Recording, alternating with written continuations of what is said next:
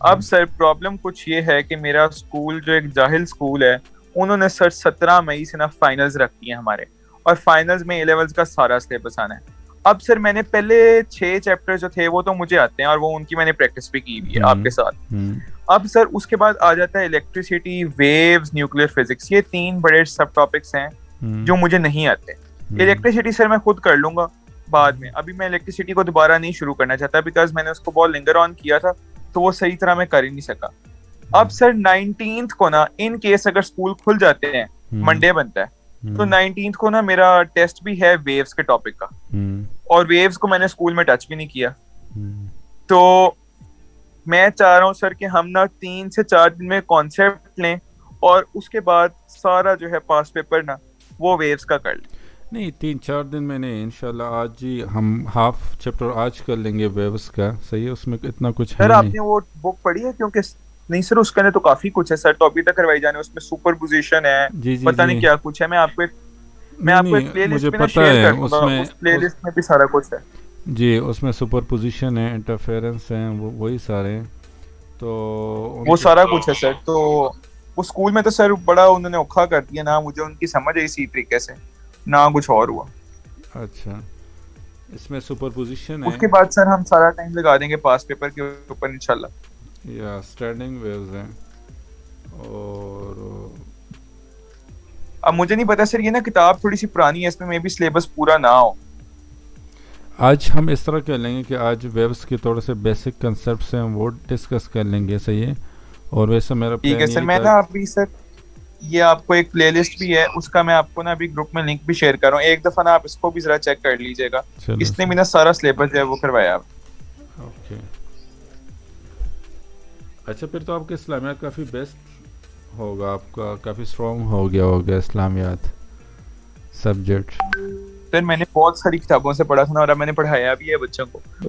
अच्छा, waves is the disturbance which is propagating out in a medium from the source, okay, if this is the source, okay, तो यहाँ से आपके waves propagating out होंगे like this, but particle अपनी जगह पे ही रहेगा, okay। तो वैसे जो हमारे पास जो waves होते हैं वो 3 टाइप्स के होते हैं। उसमें हमारे पास मैकेनिकल वेव आ जाते हैं। लॉन्गिट्यूडनल वेव होती है। नहीं नहीं, वो तो वो टाइप नहीं है, वो अच्छा आपकी, सर। या वो आपकी लॉन्गिट्यूडनल वेव जो है वो आपकी उसमें आ जाती हैं, प्रोग्रेसिव वेव्स में आ जाती हैं। ठीक है सर, आप बताइए। मैकेनिकल वेव्स में आ जाती हैं, सही है। मैकेनिकल वेव्स में फिर आपके शॉक वेव्स आ जाते हैं, प्रोग्रेसिव वेव्स आ जाते हैं। तो प्रोग्रेसिव वेव के फिर जो 2 टाइप्स हैं वो लॉन्गिट्यूडनल और ट्रांसवर्स हैं। लाइक लॉन्गिट्यूडनल और ट्रांसवर्स वेव जो है वो मैकेनिकल वेव्स में आती हैं। अच्छा, ठीक है sir. so waves is the disturbance which is propagating out in a medium, okay, this is the medium which is propagated out in a medium from the source in the form of energy, okay, like ये आपका medium है, okay। तो आपने अगर मैं इस, समझ गया सर, एनर्जी ट्रांसफर होती है या और एनर्जी, मीडियम ट्रांसफर नहीं होता खुद। या मीडियम ट्रांसफ़र नहीं होता और एनर्जी उसमें ट्रांसफ़र होती है। तो हमारे पास जो वेव्स होते हैं 3 टाइप्स के होते हैं, एक आपका मैकेनिकल वेव होते हैं, एक आपका इलेक्ट्रोमैग्नेटिक वेव होते हैं, और एक आपका मैटर वेव होते हैं। तो मैकेनिकल वेव में हमारे पास मीडियम की रिक्वायरमेंट होती है उसमें, लाइक आपका जो साउंड वेव्स हैं उसके लाइक लिए, वाटर। या वाटर वेव्स हो गए, साउंड। वाटर या साउंड हो सकता है, वो एयर एयर के थ्रू हो रहा होता है। Yes exactly, waves in stretch strings जो हम अक्सर कहते हैं, या वेव्स इन स्प्रिंग, या और कोयल्स जो होते हैं जिसमें आपका वो आ जाता है, लॉन्गिट्यूडनल वेव्स आ जाते हैं। वेव इन स्ट्रिंग में आपका ट्रांसवर्स वेव आ जाते हैं, ओके। तो मैकेनिकल वेव्स को फिर फर्दर डिवाइड किया शॉक वेव्स में, प्रोग्रेसिव वेव्स में। तो प्रोग्रेसिव वेव्स में फिर उसके 2 टाइप्स होते हैं, ये जो आप अभी कह रहे थे, longitudinal wave and transverse wave. अच्छा, electromagnetic wave do not require any medium for their propagation, okay. Like ठीक है। आपका जो लाइट वो वेव्स हो वैक्यूम गए, से भी पास हो जाती है। या लाइट वेव्स हो गए, हीट वेव्स हो गए, तो वो आपके इलेक्ट्रोमैग्नेटिक वेव्स हैं। या रेडियो एंड टेलीविज़न प्रोग्राम्स के लिए जो हम यूज़ करते हैं वो, ठीक है सर। या रेडियो वेव्स हो गए, सही है। Microwaves, heat waves, light waves, या बिल्कुल सर, बिल्कुल समझ गए। Ultra ultraviolet light waves, जो आपका वो है, जो बैंडविड्थ नहीं होता वो रेडियो, वो सारे आपके इलेक्ट्रोमैग्नेटिक वेव्स होते हैं। सही बिल्कुल है। ठीक है सर। विजिबल लाइट्स हो गए वो भी आपके। अच्छा, matter wave is that wave which are associated with the motion of the material particle. Okay, जिस तरह ठीक एलिमेंट्री है। पार्टिकल नहीं होते, इलेक्ट्रॉन्स हो गए, तो वो आपके behaves as a matter wave करते हैं। सही है। विच ठीक है। तो अच्छा, इलेक्ट्रॉन कब behave as a matter waves कहते हैं? जब आप इसको इतनी हाई वेलोसिटी दे दो that is comparable to the velocity of light. Okay, like 3 × 10⁸, ठीक है। तो तब वो फिर behave as a matter wave कहते हैं। ये एक्चुअली क्वांटम मैकेनिक्स में हम मोस्टली मैटर वेव्स को डिस्कस करते हैं। ठीक तो है। या जिसमें आपके वो डुअलिटी इफेक्ट भी आ जाते हैं ना, तो वो ज़्यादातर मैटर वेव्स में हम डिस्कस करते हैं। अच्छा, इसके बाद हमारे ठीक है। पास जनरेशन ऑफ वेव्स हैं। तो जनरेशन ऑफ वेव्स लाइक, जब आप stone, if you drop a stone in a pool, so a disturbance is created where the stone बिल्कुल। enter the water. Okay, so that disturbance is not confined to a single place but spread out across the water surface. अच्छा, ठीक है। इसमें क्या होता है कि हमारे पास let's say this is the particle 1। Okay, ये आपका पार्टिकल 1 है मीडियम में, और ये आपका पार्टिकल 2 है, ये पार्टिकल 3 है, ये पार्टिकल 4 है। सही है। इस तरह बाकी पार्टिकल्स हैं। तो अगर पार्टिकल 1 एनर्जी को गेन कर लेते हैं तो ये ऊपर की तरफ जाएगा। सही है, लाइक दिस। इसी तरह पार्टिकल 2 भी पार्टिकल 1 ही को फॉलो करेगा। ये लेग होगा, ये सबसे पहले ये मूव करेगा, अब उसके बाद ये मूव करेगा। सही है। तो इलास्टिसिटी की वजह से जब पार्टिकल 1 जी सर। ऊपर जाएगा तो इलास्टिसिटी की वजह से पार्टिकल 2 भी उसी को फॉलो करेगा, ऊपर की तरफ जाएगा, लेकिन लेग ठीक करेगा। है। ओके, पहले ये जाएगा फिर ये पार्टिकल 2 जाएगा। लेग क्यों करेगा? इसी वजह से उसकी वेव की शेप फॉर्म ये होती है। इनर्शिया की वजह से ये लेग करेगा। ओके, अक्सर क्वेश्चन आ जाए कि why particle 2 will lag behind particle 1, तो that is due to the inertia. Okay, ये बिल्कुल ऊपर ठीक की है। तरफ जाएगा तो ये भी उसी को फॉलो करे, ऊपर की तरफ जाएगा इस तरह। और जब ये मैक्सिमम ठीक है। पॉइंट को पहुंच जाए तो उसके बाद ये डाउनवर्ड मोशन स्टार्ट कर लेगा। ओके, ये पार्टिकल्स कुछ इस तरह होंगी। ठीक हो गया सर। सही है। तो ये ऊपर की तरफ जाएगा, उसके बाद ये हो जाएगा।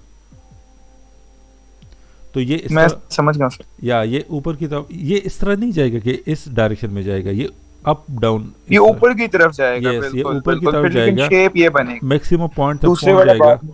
फिर नीचे की तरफ आएगा। सही है। बिल्कुल ठीक। तो इस तरह ये आपका वेव्स जो होते हैं वो जनरेट होते हैं। ठीक है। अच्छा, इसमें फिर क्या आ जाता है, इसमें हमारे पास लॉन्गिट्यूडनल और ट्रांसवर्स वेव, जिसमें आपका जो transverse wave, transverse wave sir, ये जो जिसमें वेव टाइप शेप बनती है एज इन वाटर। अच्छा, इसमें आपका जो पार्टिकल्स होते हैं वो वाइब्रेट होते हैं about their mean position. Okay, like ये आपका ठीक है। ट्रांसवर्स वेव है। तो इसमें क्या होता है, ऊपर नीचे, या ऊपर नीचे, यस ऊपर सर। नीचे ये मीन पोजीशन है। ओके, तो मैक्सिमम पॉइंट, बिल्कुल फिर सही। नीचे मैक्सिमम पॉइंट, फिर मीन पोजीशन के अक्रॉस ये फिर ऊपर, फिर नीचे। सही है। Yes, mean position along a line perpendicular to the direction of propagation. Okay, so this is the direction of ठीक है। propagation and this particle will move perpendicular to the direction of propagation. अच्छा, जबकि longitudinal wave में ऐसा नहीं होगा, उसमें आपका पार्टिकल जो होते हैं वो वाइब्रेट होते हैं about their mean position along the direction of propagation. So this is the direction of propagation. तो यहाँ पे आपका ठीक है। जो होते हैं longitudinal वेव वो इस तरह होंगे, आगे जाएंगे फिर पीछे आएंगे, तो this will be the mean position. तो इस तरह आगे पीछे इस तरह होंगे। Okay, along the direction of the propagation. जिस तरह वेव्स इन स्प्रिंग हो गया, जो स्प्रिंग होते हैं उसमें, बिल्कुल। या साउंड वेव इन एयर हो गया, तो अक्सर ये P1 में शायद हमसे गुजर जाए, तो यू शुड, आपको एक एग्जाम्पल याद रखने चाहिए। अक्सर स्टूडेंट भूल जाते हैं। ठीक है सर। सही है। तो अच्छा, इसमें फिर कंप्रेशन होते हैं और एक रेयरफेक्शन होता है। तो कंप्रेशन सर वो में तो लॉन्गिट्यूडनल में होगा ना? यस, लॉन्गिट्यूडनल में होता है। वहाँ पे क्रेस्ट ट्रफ होता है। ये आपका क्रेस्ट होगा ट्रांसवर्स में, और ये आपका ट्रफ। ट्रफ होगा, बिल्कुल सर। सर क्रेस्ट जो होगा वो इसका मैग्नीट्यूड भी बताएगा ना, मैक्सिमम एम्पलीट्यूड बताएगा? यस, इसका एम्पलीट्यूड बताएगा क्रेस्ट, और ट्रफ भी एम्पलीट्यूड बताते हैं आपको, बट इन द ऑपोजिट। वो सर लेकिन नेगेटिव में बताता है ना? यस। ठीक है। अच्छा, इसमें एक कंप्रेशन और रेफ्लेक्शन होता है जो आपका लॉन्गिट्यूडनल वेव होता है। बिल्कुल सर। सही है। तो इसमें कंप्रेशन और रेफ्लेक्शन आ जाते हैं। तो कंप्रेशन वो जहाँ पे आपके पार्टिकल्स एक दूसरे के क्लोज होते हैं। सही है। So like this is the compression, और फिर ये आपके रिफ्लेक्शन होंगे। जी, बिल्कुल बिल्कुल सर जी। फिर कंप्रेशन, फिर रिफ्लेक्शन। जिस तरह यहाँ पे क्रेस्ट और ट्रफ होते हैं, उस तरह वहाँ पे कंप्रेशन और रिफ्लेक्शन होते हैं। बिल्कुल, वो इसी की चेन रहती है कंप्रेशन के रिफ्लेक्शन से। या बिल्कुल सर। अच्छा, अब हमारे पास जो ट्रांसवर्स वेव होते हैं, उसमें दोनों में डिफरेंस क्या होता है कि transverse wave required a medium of high elasticity. High elasticity means कि आपके पार्टिकल्स क्लोज होने चाहिए एक दूसरे के ट्रांसवर्स वेव में। ओके, यहाँ पे आपका इसका जो डिमांड है वो ये है कि मीडियम का इलास्टिसिटी हाई होना चाहिए। इलास्टिसिटी मींस कि पार्टिकल क्लोज होने चाहिए एक दूसरे के, ताकि वो एक दूसरे को एनर्जी जो है वो लाइक ये प्रोवाइड कर सकें। या एनर्जी मींस के फोर्स, कि ये पार्टिकल इस पे फोर्स ऐड करेगा, फिर ये पार्टिकल आगे पार्टिकल पे फोर्स ऐड करेगा। सो ये इतने क्लोज होने चाहिए ताकि ये ताकि लार्ज फोर्स एक दूसरे को ट्रांसफ़र कर सकें। ओके, ठीक है। और हमारे पास लॉन्गिट्यूडनल वेव जो होते हैं उसमें ये ज़रूरी नहीं है कि आपका जो मीडियम हो वो हाई इलास्टिसिटी का हो। सही है। ठीक है। तो हमारे पास जो इट मीन्स कि आपका जो ट्रांसवर्स वेव है वो गैस में पॉसिबल नहीं है। सही, क्योंकि क्या चीज पॉसिबल नहीं है सर? ट्रांसवर्स वेव गैस, जो गैस के पार्टिकल होते हैं, ओके, इन अ गैस जी द sir. Distance between the molecule is large, so that's why the gas in gas the transverse उसमें ट्रांसफर वेव्स ट्रेवल नहीं करेंगे। सर। इसमें कोई वेवलेंथ भी होती है ना चीज, वो कौन सी कहाँ तक होती है? वो बाद में हम डिस्कस करेंगे। अभी इन दोनों को आप ठीक है, अच्छी तरह ठीक से है। अंडरस्टैंड कर लो।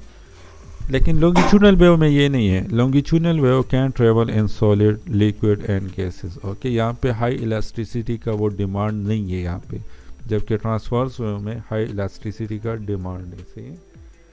सो ये आप ये पॉइंट आपने जहन में रखना है कि ट्रांसवर्स वेव गैस में ट्रेवल नहीं करेगा, जबकि longitudinal wave can travel in solid, liquid and gas. Launch, ठीक है सर, बिल्कुल ठीक। तो सर साउंड वेव जो है वो गैस में ट्रेवल नहीं करती? साउंड तो लॉन्गिट्यूडनल है ना? ठीक है, करती है। Sound longitudinal. अच्छा, इसके बाद हमारे पास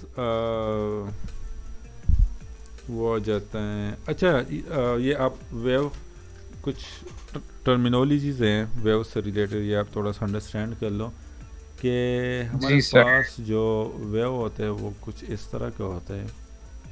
बिल्कुल सर। अच्छा, यहाँ पे ये मैक्सिमम पॉइंट है। ओके, तो ये आपका एम्पलीट्यूड होगा। सही है। ठीक है। This is also the amplitude, ये मैक्सिमम एम्पलीट्यूड, ठीक है। अच्छा, ये आपका नोड होगा। Node? Yes, this will V node. ठीक है sir. This will V node.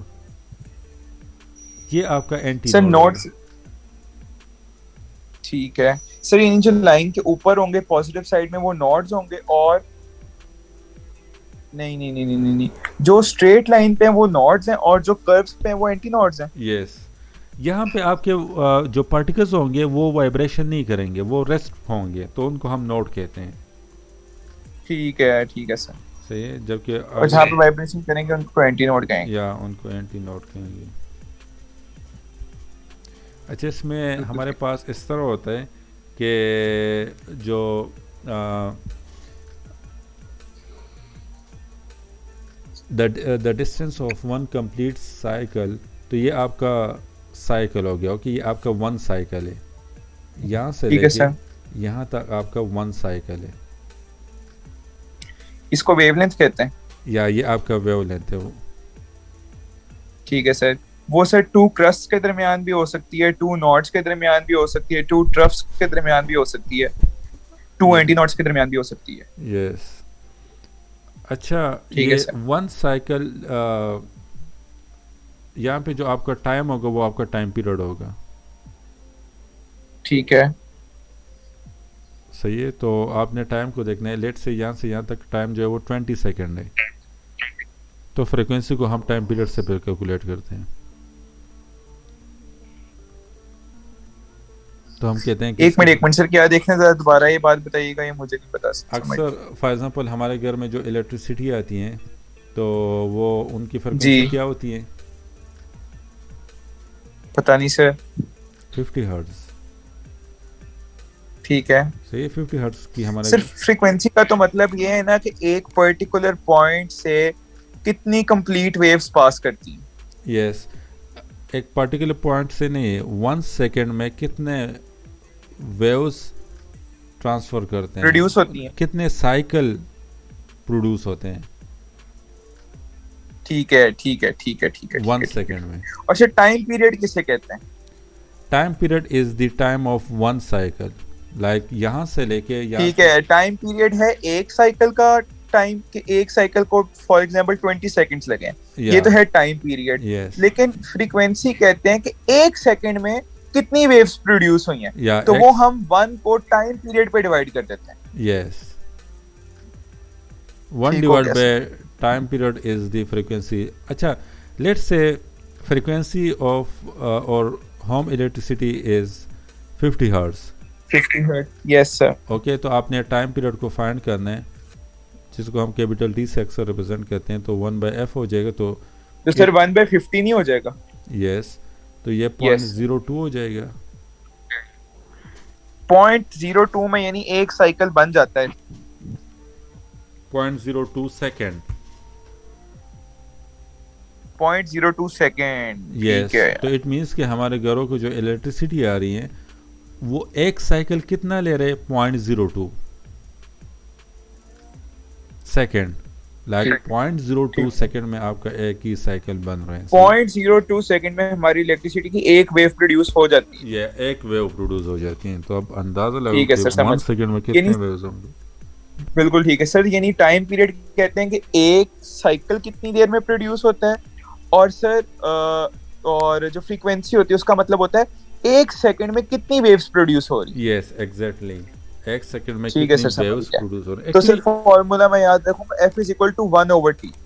या 1/T, या आप इस तरह कर लो कि योर एफ इज इक्वल, इसके जो कंप्लीट फार्मूले हैं वो ये है कि नंबर ऑफ साइकिल पर सेकेंड। ठीक है सर, सही समझ है। गया। तो अक्सर वो आ जाता है कि कितने नंबर ऑफ साइकिल्स हैं, टाइम भी दे देंगे और आपको फ्रिक्वेंसी भी दे देंगे, तो अक्सर स्टूडेंट कहते हैं कि यहाँ पे तो ठीक है नंबर ऑफ सर। साइकिल का फार्मूला क्या है, तो ये फार्मूला है, ओके, ये प्रॉपर फार्मूला ये है, लेकिन ठीक नंबर है ऑफ सर। साइकिल को हम 1 ले लेते हैं और नीचे टाइम पीरियड ले लेते हैं, हम कहते हैं वो हमारे पास फ्रिक्वेंसी है। तो एक ही बात है, लाइक मेरे पास ये एक साइकिल है, कितना टाइम पीरियड है? 20 सेकेंड, तो यहाँ पे नंबर ऑफ साइकिल की जगह मैं बिल्कुल 1 ठीक। पुट कर लूँगा और फिर टाइम पीरियड मेरे पास 1/20 आ जाएगा, तो that is my frequency, okay. बिल्कुल ठीक है सर। अच्छा, अब अगर हमारे पास फ्रिक्वेंसी ज़्यादा होगा तो इट मीन्स कि टाइम पीरियड मेरे पास ज़्यादा होगा या कम होगा? कम होगा सर, कम होगा। कम होगा, क्योंकि नहीं नहीं सर, सर नहीं नहीं, अगर फ्रीक्वेंसी ज्यादा होगी तो टाइम पीरियड कम होगा, बिल्कुल यस, बिल्कुल। क्योंकि ये साइकिल फिर ही सर वैल्यू बढ़ेगी ना उसकी। यस, वैल्यू बढ़ेगी और ये साइकिल और कोलैप्स हो जाएंगे, लाइक ये आपके इस तरह हो बिल्कुल सर। जाएंगे। बिल्कुल सर। अब फ्रिक्वेंसी क्या है? अब आपकी एक मिनट। 10 सेकेंड से हो जाएंगे, तो फ्रिक्वेंसी आपका 0.1 आ जाएगा। 1/10, 0.1 आ जाएगा, बिल्कुल सर। सही है। 0.1 हर्ट्स। यस।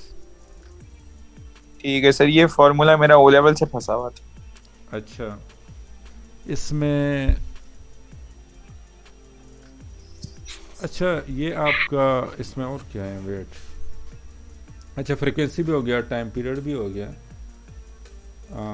वेवलेंथ भी हो गया, ओके, और एम्पलीट्यूड भी हो गया। सही है। अच्छा, इसमें फेज का थोड़ा सा वो आ जाते हैं, उसको भी हम डिस्कस करते हैं। बट किस चीज को सर? फेज, वो हम कहते हैं फेज डिफरेंस इतना है, इस इन दोनों वेव्स में फेज डिफरेंस आपका इतना आ रहा है, तो फेज डिफरेंस को आपने किस तरह कैलकुलेट करना है वो हम डिस्कस करते हैं। But before going to that we also need to discuss the wave speed. ठीक है सर। Wave velocity. यस। जी सर। सर अब हमने अभी तक फ्रीक्वेंसी और टाइम पीरियड को डिस्कस कर लिया, अब हम वेव स्पीड को भी डिस्कस करेंगे। या स्पीड का तो सर फॉर्मूला होता है डिस्टेंस ओवर टाइम। यस। तो सर हम वेव लेंथ को अगर डिवाइड कर दें एक टाइम पीरियड पे, तो सर वेव स्पीड नहीं आ जाएगी? या वेव स्पीड वन से आ जाएगा, लेकिन यहाँ पे उन्होंने एक स्पेसिफिक फार्मूलाज यूज़ किए हैं। इन्होंने कहा कि हमारे पास वेव्स स्पीड जो होते हैं वो डिपेंड करते हैं टाइप ऑफ वेव्स पे। सही है। वेव स्पीड ठीक जो है। होते हैं वो टाइप ऑफ वेव्स मीन्स के ट्रांसवर्स वेव हैं या लॉन्गिट्यूडनल वेव हैं, तो उसके अकॉर्डिंगली ठीक फिर है। आपने वो फार्मूला पुट करना है। It also depend on the nature of material of the medium. सही है, जिसमें आपका वेव्स जो हैं वो प्रोपेगेट होंगे। सही है। सर बिल्कुल सर, लेमडा किसे कहते हैं? That is the wavelength. तो सर इसका वेव स्पीड का formula v is equal to F lambda भी तो है ना? यस। ये आपका यहाँ से लेके ये आपका लेमडा है, इस नोट से लेके उस नॉट तक। यहाँ तक, क्योंकि इसके बाद ये दोबारा रिपीटिशन स्टार्ट हो रहा है। यहाँ पे देखो तो पार्टिकल आपके ऊपर की तरफ जा रहे हैं, तो यहाँ पे भी आपका पार्टिकल ऊपर उसी की तरफ जाके नीचे की तो तरफ आके अपने मेन पोजीशन पे आ गया या तो पार्टिकल। रिपीटिशन को आपने नहीं छोड़ना, यहाँ से लेके यहाँ ठीक है तक सर, आपका ये लैम्डा हो गया, ये लेमडा हो गया ये बिल्कुल आपका सर। वेवलेंथ और हो गया। फ्रीक्वेंसी हमने ऑलरेडी निकाल ली है 1/t से। तो यस। बेसिकली तो फॉर्मूला होना चाहिए 1/t into lambda into wavelength. तो वो हमने बना लिया v is equal to F lambda. Yes, ये आपका आ जाएगा। सही है। ठीक हो गया सर, समझ गया। अच्छा, हमारे पास जो हमारे पास वेव स्पीड होते हैं that is distance cover by wave per unit time, लेकिन ये डिपेंड करता है टाइप ऑफ वेव्स पे। सही है। तो हमारे पास जो यस तो हमारे पास लेट्स से ट्रांसवर्स वेव को ले लेते हैं सबसे पहले। टाइप्स ऑफ वेव्स पे डिपेंड करते हैं, तो ट्रांसवर्स वेव्स को ले लेते हैं। अच्छा, ट्रांसवर्स वेव में आपके जो स्पीड ऑफ द वेव्स हैं वो डिपेंड करता है, transverse in case of transverse wave वो डिपेंड करता है स्ट्रेचिंग फोर्स पे, लाइक आपका टेंशन कितना है, आप कितना फोर्स अप्लाई कर रहे हो। ओके, फ्री एंड पे आप कितना फोर्स अप्लाई करो, ये आपका फिक्स्ड एंड है। सही है। ये आपका रोप यहाँ से आ रहे हैं। सही है। और यहाँ पे आपने फोर्स के अप्लाई करना है, तो ये फोर्स आपने कितना अप्लाई करना है यहाँ पे, तो उस पर डिपेंड कर रहा है ट्रांसवर्स वेव। और transverse wave also depend on the mass per unit length of this string, कि ये कितना है, थिन स्ट्रिंग है या थिक स्ट्रिंग है। सही है। तो ठीक है सर। यस।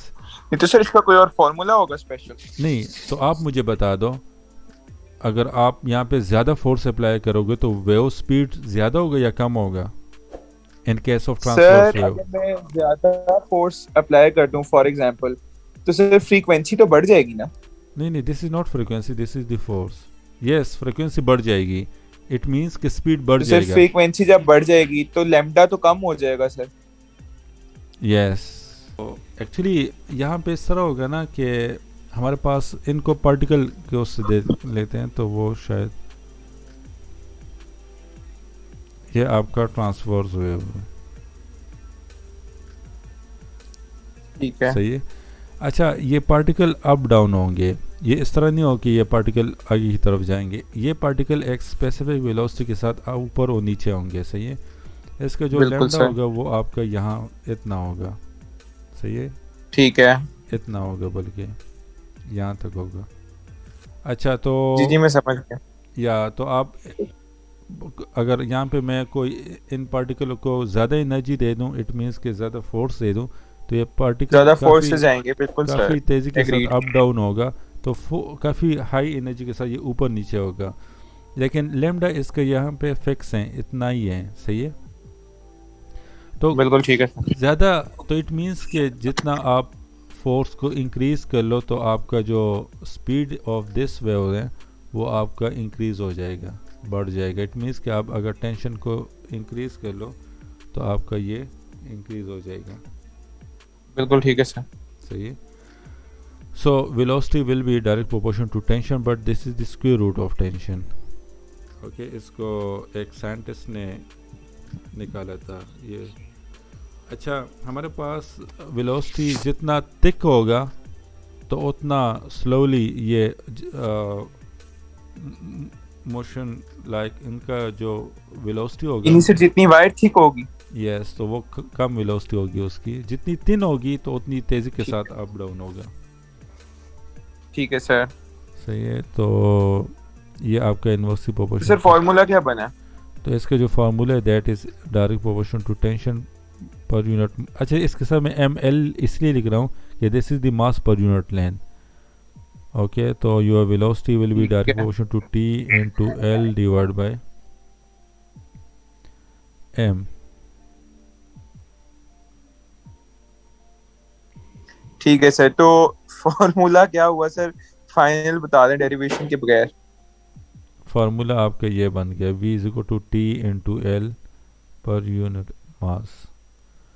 तो sir v is equal to velocity, t is yes, equal to tension, l is equal to length and m is equal to mass. Yes. ठीक हो गया सर, समझ गया।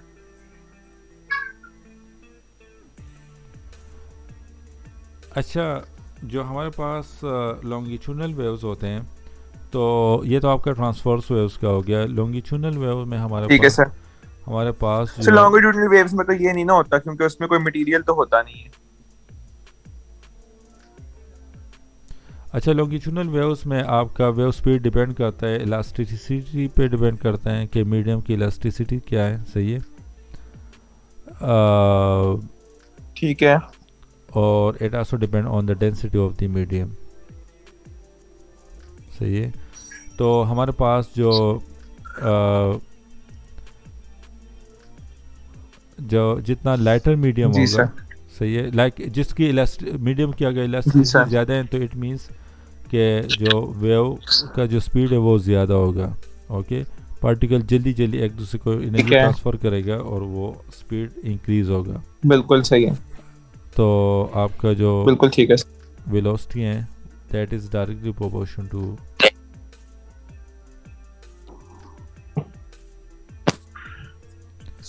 अच्छा, जितना डेंसर मीडियम होगा, सही है, तो आपका उतनी ज्यादा तेजी से जाएगी सर, उतनी।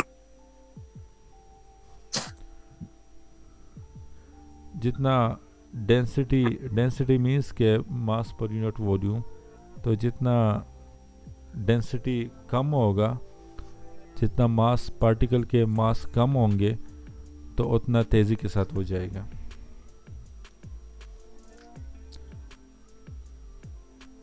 इलास्टिसिटी आपको डिस्टेंस बिटवीन टू पार्टिकल के बारे में बताता है कि पार्टिकल एक दूसरे के क्लोज हैं कि नहीं। डेंसिटी आपको डेंसिटी ऑफ द पार्टिकल के बारे में बताता है कि पार्टिकल का मास कितना है, वो डेंसर है या लाइटर है। तो जितना डेंसर पार्टिकल होगा, मास ज़्यादा होगा, तो इट मीन्स कि आपके उनकी वेलोसिटी कम होगी। So that is your velocity inverse proportion to the density. So your velocity will be direct proportion to elasticity, your density. So you will only apply this to longitudinal wave. ठीक है sir. अच्छा, अगर आपको elasticity, ये depend करता है, frequency और lambda आपको गिवन हो और वेलोसिटी आपको फाइंड करने है, तो आपने वो फार्मूले यूज़ करने हैं। ओके, बिल्कुल ठीक है सर। लेकिन अगर आपको ये इलास्टिसिटी, डेंसिटी या लेंथ और स्ट्रिंग होगा तो वहाँ पे लेंथ होगा, यहाँ पे तो लेंथ नहीं होता लॉन्गिट्यूडनल वेव्स में। तो लॉन्गिट्यूडनल वेव्स में जी आपको सर। इलास्टिसिटी और डेंसिटी ऑफ मीडियम के वन होंगे, और वहाँ पे आपको टेंशन होगा, ठीक है। लेंथ होगा, मास होगा। टेंशन होगा, लेंथ होगा और मास होगा। यस, लेकिन स्पेसिफिकली अगर लेंथ गिवन हो और आपको टाइप गिवन नहीं हो तो आपको यही समझना चाहिए कि दिस इज़ ट्रांसवर्स वेव्स। ठीक हो गया सर। सही है। अच्छा, इसके बाद हमारे पास आ जाता है फिर फेज। यस। अच्छा, जो आपके पार्टिकल्स होते हैं लाइक ये दो वेव्स हैं, ओके, यहाँ पे पार्टिकल 2 3 4 5 हैं। This is the main yes position, sir. Okay. तो यहाँ पे देख लो, ये दोनों वेव्स हैं, ये इन फेज हैं, इनको मैं इन फेज कह सकता हूँ। क्यों कह सकता हूँ? यहाँ पे पार्टिकल 1 मीन पोजीशन पे, यहाँ पे भी पार्टिकल 1 मीन पोजीशन पे, पार्टिकल 2 इतने ठीक है। Distance far away from mean position, particle 2 same distance far away from तो मीन सर पोजीशन। 1 और 2 सेम फेज में तो नहीं ना होंगे? मैं इन दो वेव्स की बात कर रहा हूँ, मैं 1 2 की बात नहीं कर रहा, इन दो वेव्स की। दिस इज अच्छा wave sir. 1, this is wave 2। ठीक है। तो वेव ठीक 1 है। Is in phase with wave 2, but particle 1 is not in phase with particle 2। Yes Particle sir, 1 is बिल्कुल in बिल्कुल। phase with particle 7. Particle 7 is in 7, phase yes with sir. this and particle. Particle 8 is in phase with particle 2। नहीं। अच्छा, वो उनकी direction ऊपर नीचे हो गई है। Yes. तो सर जितने भी पॉइंट्स नॉड्स पे आएंगे, नॉड्स पे, तो वो इन फेज होंगे। Yes. ठीक हो गया सर। Yes sir. अच्छा, अब यहाँ पे हमारे पास फेज डिफरेंस वो आ जाता है। तो लेट्स से ये आपका कुछ इस तरह है कि ये वेव आपका यहाँ पे आ रहा है इस तरह, तो फेज डिफरेंस कितना आएगा? सर समझा नहीं, क्या बात कर रहे हैं? Now let's discuss the phase difference, okay। पहले phase difference जीरो जी था। सर। अच्छा, इन फेज और आउट ऑफ फेज आपको सर समझ, जीरो क्यों था पहले? पहले जीरो इसलिए था क्योंकि दोनों इन फेज थे। जब दोनों इन फेज थे, लाइक पार्टिकल 1 जहाँ मीन पोजीशन पे था, तो यहाँ पे भी वेव 2 में भी पार्टिकल 1 मीन पोजीशन पे था। ठीक है। तो सर अभी भी पार्टिकल 1 तो मीन पोजीशन पे ही है वेव 2 में। नहीं, ये अब आपका जो है ये यहाँ पे आ गया। This is the starting point. अच्छा, अब पार्टिकल 4 आ गया है यहाँ पे। यस, यहाँ पे पार्टिकल 4 आ गया है। तो सर 3 का डिफरेंस आ गया ना? तो अब फेज डिफरेंस को डिस्कस कर लेते हैं। तो पहले फेज डिफरेंस मेरे पास जीरो था, इन फेज जीरो था। या, लेकिन अभी मेरे पास phase difference is not equal to zero. अब फेज डिफरेंस आ गया है, सही है। तो यहाँ पे कितना बिल्कुल है? सर। यहाँ पे आपका पार्टिकल 1 है, पार्टिकल 4 आपका यहाँ पे आ रहा है, जबकि यहाँ पे पार्टिकल 4 पहले ही से था। तो कितने डिस्टेंस के बाद पार्टिकल 4 आपका आ रहे हैं? ये डिस्टेंस आपने ठीक मैयर है बात सर, ठीक है। लैम्डा डिवाइड बाई 2 के बाद आ रहे हैं, सर डिवाइड बाय 2 का क्यों डिवाइड बाई 4 के कर रहे हैं? बाद, सॉरी। हाँ ठीक हो गया सर। लैम्डा तो पूरी वेवलेंथ होती है, और ये एक क्वार्टर के बाद आ रहा है या ऑलमोस्ट। ये एक क्वार्टर के बाद आ रहे हैं। So the phase difference between these two, wave 1 and wave 2, is lambda divided by 4. Agreed sir, ठीक है। ओके, आप इस तरह कह लो कि इसको थोड़ा और आगे ले जाओ, तो फिर आपका फेज डिफरेंस क्या हो जाएगा? वो आपका lambda divided by 2 हो जाएगा, सही है। ठीक सो है। This is all about the phases, okay. Like अब ये इन फेज नहीं है, ये आउट ऑफ बस फेज है। इसमें कोई फार्मूला तो नहीं पता होना चाहिए फेजेस का? नहीं नहीं, फार्मूला नहीं पता होना चाहिए अब। अच्छा, क्वेश्चन ये आएगा कि ये दो वेव्स इन फेज है या आउट ऑफ फेज है। तो स्टार्टिंग में हमने जो डिस्कशन कर लिए, पार्टिकल 1 मीन पोजीशन पे था, यहाँ पे भी पार्टिकल 1 मीन पोजीशन पे था, तो फेज डिफरेंस उस टाइम जीरो था और दोनों इन फेज थे। लेकिन उसके बाद जो हमारे पास lambda divide by 4 phase difference आ रहा था, तो इसको हम आउट ऑफ फेज कहते हैं। फिर लाइक मेरे पास दोनों इन फेज नहीं, आउट ऑफ फेज है। कितना आउट ऑफ फेज है? तो वो लैम्डा डिवाइड बाई 4 है। किस तरह आपने उसको मैयर करना है? वो इसी मेथड से आपने मैयर करना है। यही कह रहा था कि हमारे पास फेज डिफरेंस इतना है। आप कोई भी लाइन ले लो, लेट्स से मैं ये इसी को ले लेता हूँ। सर लेकिन अब तो लैम्डा बाय 4 ही होगा ना इन दोनों वेव्स में? यस, कांस्टेंट ही होगा। यस, अभी लैम्डा डिवाइड बाय 4 ही होगा, सही है। लाइक ये लाइन आप कहीं पे भी, आप दोनों वेव्स को इस तरह, ये लाइन आप कहीं पे भी ड्रॉ कर सकते हो, कहीं पे भी ड्रॉ कर सकते। यस, कहीं पे भी ड्रॉ कर सकते हो। तो फिर आपने देखना है फेज डिफरेंस जो है वो सेम रहेगा। यस, फेज डिफरेंस आपका सेम ही रहेगा। यहाँ पे सेम नहीं आ रहा, बाकी के लिए क्यों नहीं आ रहा? क्योंकि ये वेव्स थोड़ी सी इधर उधर की बन गई है। ये वो बुक में काफ़ी क्लियर कट होते हैं, तो आपको खुद ही वहाँ पे अंदाज़ा हो जाएगा। You just need to clarify your mind from by wavelength, okay, कि वेवलेंथ आपका किसको कहते हैं, उसी के थ्रू पे आप फाइंड कर सकते हो, काफ़ी इजीली आप फिर उसके थ्रू मेजर कर सकते हो। अच्छा, ये एम्पलीट्यूड जो होते हैं ये एनर्जी पे डिपेंड करते हैं। ओके, लाइक ये 4 पॉइंट आपका मीन पोजीशन से कितना ऊपर होगा, सो वो आपको इन्फॉर्मेशन एनर्जी देता है कि आपने कितनी एनर्जी दी है वेव को। ठीक है वो आपको सर, एम्पलीट्यूड से एनर्जी का पता चलता है। या जितना ज़्यादा एनर्जी होगा उतना ज़्यादा आपका एम्पलीट्यूड होगा।